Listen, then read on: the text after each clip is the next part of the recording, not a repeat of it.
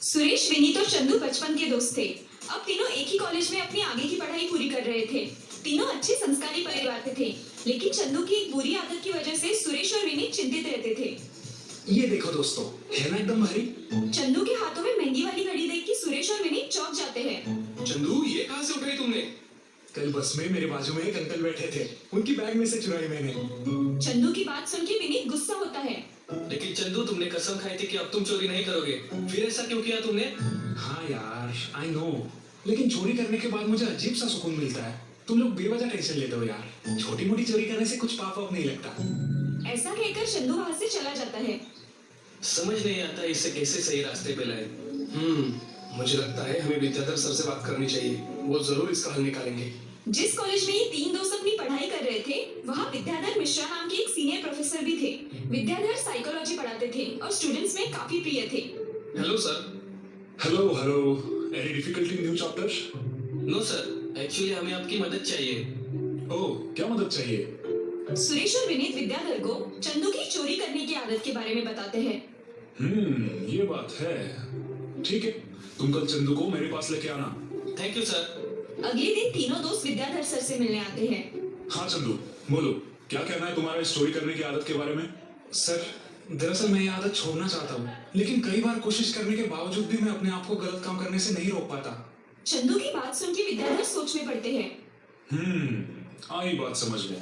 तुम्हारा दिमाग तुम्हारे मन का साथ नहीं दे रहा। क्या मतलब सर? हम समझे नहीं। समझाता हूँ।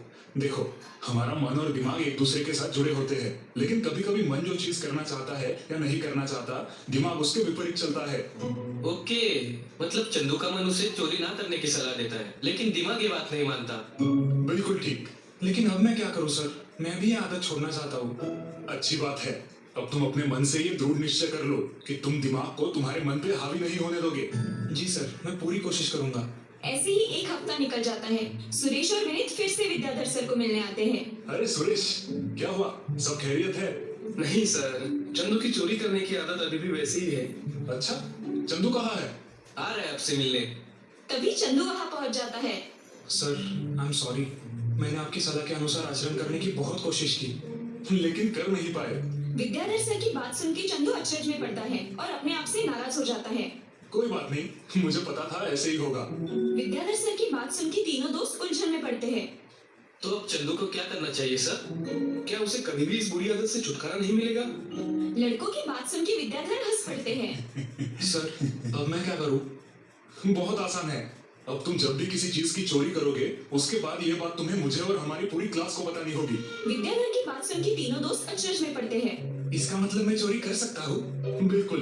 विद्याधर सर की बात सुन के चंदू चकित हो जाता है। अरे वाह, ये तो बहुत बढ़िया सॉल्यूशन है। चोरी करो और आके सबको बता भी दो। विद्याधर की बात सुन के चंदू फूले नहीं समाता, लेकिन सुरेश और विनीत कंफ्यूज हो जाते हैं।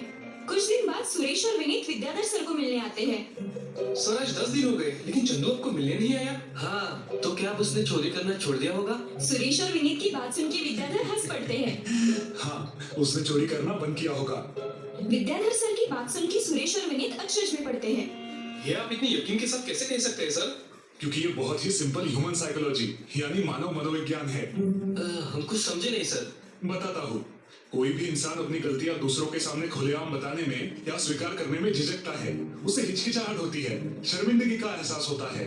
ओह, इसका मतलब यही बात सोचकर चंदू ने चोरी करना बंद किया। बिल्कुल सही। तभी चंदू वहाँ आता है और विद्याधर सर के चरण स्पर्श करता है। अरे अरे, उठो, इसकी कोई जरूरत नहीं। Sir, thank you very much. आपके एक सिंपल सुझाव ने मेरी बरसों पुरानी चोरी करने की आदत छुड़वा दी। अरे वाह, ये तो बहुत खुशी की बात है। Very good Chandu. लेकिन क्या तुम्हें कभी भी चोरी करने की इच्छा नहीं हुई?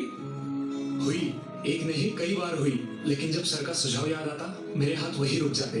विद्याधर सर और चंदू के दोस्त उसे शाबाशी देते हैं। चंदू, हमें बड़ी खुशी है कि आखिर तुम्हें चोरी करने की बुरी आदत से मुक्ति मिल ही गई।